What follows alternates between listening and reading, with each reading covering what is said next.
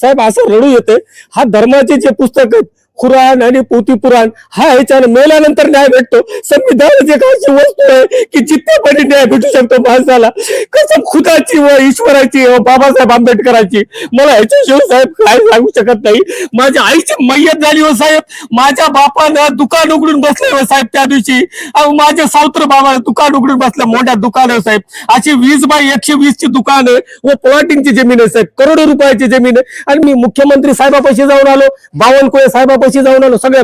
हा माझा कधी न्याय नाही भेटला तर बावनकुळे साहेबाचं संविधानाची शपथ घेऊन बावनकुळे साहेबाचा राजीनामा घेतल्याविषयी सोडणार नाही. माझं नाव मजर खान म्हणतात. संविधानाची शपथ खाऊन सांगतो, जोपर्यंत मला न्याय भेटत नाही मला कुणीही तुमचा पुढारी बसल्याला मला खुर्चीवर आवडणार नाही. मी लॉकडाऊन मध्ये पहिला होतो पुण्याला, तर पुण्यामधून लॉकडाऊन मध्ये इथं आलो तर त्यावेळेस मला कळालं की माझी जमीनच त्यांनी विकून खाल्ली म्हणून. साहेब माझी जमिनीला दुसऱ्या जमिनीचे लावले. कैलास विजयकुमार देशमुख हा नावाच्या व्यक्तीचे कागद हा जमिनीला आमचे 404/2 हा जमिनीला सर्वे नंबरला चे कागद लावलेत आणि माझी जमीन विकाय चालू आहे. माझा चुलता व माझ्या जवळचे. आणि तर 30/9 जेव्हा एनए लेआउट बी डुप्लिकेट, गुंटेवारी बी डुप्लिकेट. जेव्हा तुमच्यापाशी 4 एकर एनए लेआउट होतं तुम्हाला गुंटेवारी काय काढायची साहेब? आज आहे ते किती आहे? 2026 आहे आणि 2022 चे तुम्ही गुंटेवारा लावायलात. हा लक्ष करा. तुम्हाला मी नगरपालिकेकडे बी गेलो, माझे पैसे कुठे ते तुम्ही दाखविला. किती पैसे भरले तुम्हाला गुंटेवारी? त्यांना मागे परळी तहसील कार्यालयाच्या समोर या ठिकाणी जर पाहायला गेलं तर अनेक तक्रारदार या ठिकाणी उपस्थित होत आहेत. आपल्या समोर टोपीवर आय लव्ह यू बाबाजी आणि बाबासाहेब आणि आय लव्ह संविधान असं चित्र दिसल्यामुळे आपण त्यांच्याशी चर्चा करत आहोत. नेमकं काय तुमचं प्रकरण आहे, कशासाठी तुम्ही या ठिकाणी उपस्थित झालेला आणि तुमचं निवेदन काय असणार? नमस्कार साहेब. साहेब माझं निवेदन हे आहे, माझी कोर्टामध्ये माझ्या आईच्या नावानं शर्यतच्या द्वारे माझी एक केस टाकलेली होती कोर्टामध्ये. माझ्या आईनं, माझ्या आईची मयत झाली, तो शर्यतच्या द्वारे दिल्यानंतर मला असं गोड बोलून माझ्या लोकांना गोड बोलून मला कोर्टातून काढायला लावली. आणि मी त्यानंतर मी डुप्लिकेट कागद माझी जमीन मी लॉकडाऊन मध्ये पहिला होतो पुण्याला, तर पुण्यामधून लॉकडाऊन मध्ये इथं आलो तर त्यावेळेस मला कळालं की माझी जमीनच त्यांनी विकून खाल्ली म्हणून. साहेब माझी जमिनीला दुसऱ्या जमिनीचे लावले. कैलास विजयकुमार देशमुख हा नावाच्या व्यक्तीचे कागद हा जमिनीला आमचे 404/2 हा जमिनीला सर्वे नंबरला चे कागद लावलेत आणि माझी जमीन विकाय चालू आहे. माझा चुलता व माझ्या जवळचे. आणि मला गोड बोलून कोर्टामधून मी केस काढायला लावली. साहेब ज्यावेळेस आई गेल्यानंतर वारीस मी एकटाच आहे. मी जेव्हा कोर्टामध्ये केस काढली, माझी केस काढल्यानंतर साहेब मला त्यानंतर मला असं आता म्हणजे डायरेक्ट पहिलं 2 जण होते, मध्यस्थी केली. त्यानंतर असं हात वरी केलं साहेब कोर्टातून काढल्यानंतर. साहेब असं रडू येते. हा धर्माचे जे पुस्तक आहेत कुराण आणि पोथी पुराण हा ह्याच्यानं मेल्यानंतर न्याय भेटतो. संविधानाची अशी वस्तू आहे की जितकेपणी न्याय भेटू शकतो माणसाला. कसम खुदाची व ईश्वराची व बाबासाहेब आंबेडकरांची. मला ह्याच्याशिवाय साहेब काय सांगू शकत नाही. माझ्या आईची मय्यत झाली हो साहेब. माझ्या बापानं दुकान उघडून बसले हो साहेब त्या दिवशी.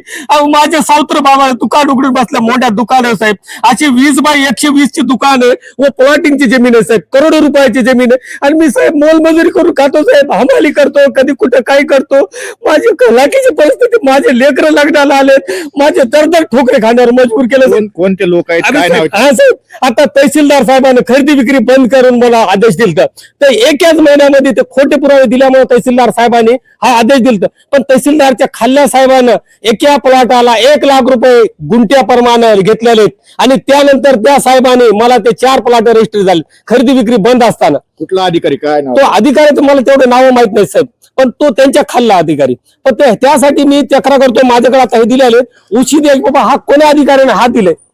तो ज्यावेळेस मला जे अधिकारी होते तहसीलदार साहेब त्याने मला हा दिलं खरेदी विक्रीचे पुरावे बघितल्यावर डुप्लिकेट आहे बाबा म्हणून दिलं.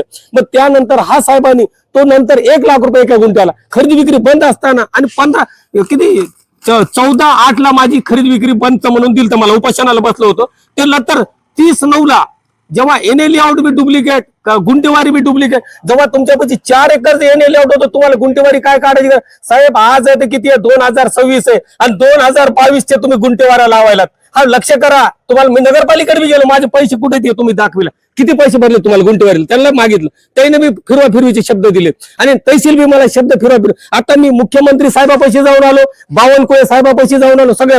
हा माझा कधी न्याय नाही भेटला तर बावनकुळे साहेबाचं संविधानाची शपथ घेऊन बावनकुळे साहेबाचा राजीनामा घेतल्याविषयी सोडणार नाही. माझं नाव मजर खान म्हणतात. संविधानाची शपथ खाऊन सांगतो, जोपर्यंत मला न्याय भेटत नाही मला कुणीही तुमचा पुढारी बसल्याला मला खुर्चीवर आवडणार नाही.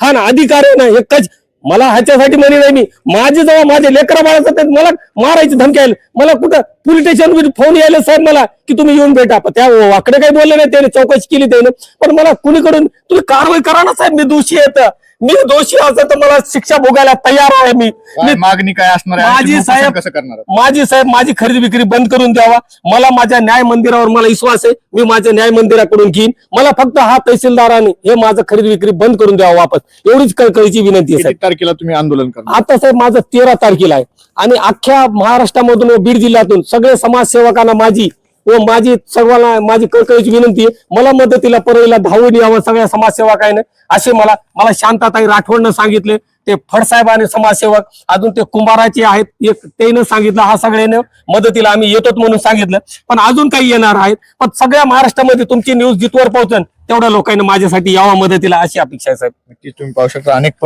प्रकार समोर येतात तहसील कार्यालयामध्ये भ्रष्टाचाराचा आरोप झाल्यानंतर वेगवेगळ्या तक्रारी समोर येतात वेगवेगळे प्रकरण समोर येतात पाहायला गेलं तर यांचे स्वतः वारस असताना विक्री जमीन केल्याचा आरोप देखील या ठिकाणी लावला जात आहे यामध्ये काही नवीन अपडेट्स मिळतात का 13 तारखेला यांचं आंदोलन कसं असणार आहे हे देखील पाहणं महत्त्वाचं असणार कॅमेरामॅन सह मी अशोक लांडे माऊली न्यूज नेटवर्क परळी बीड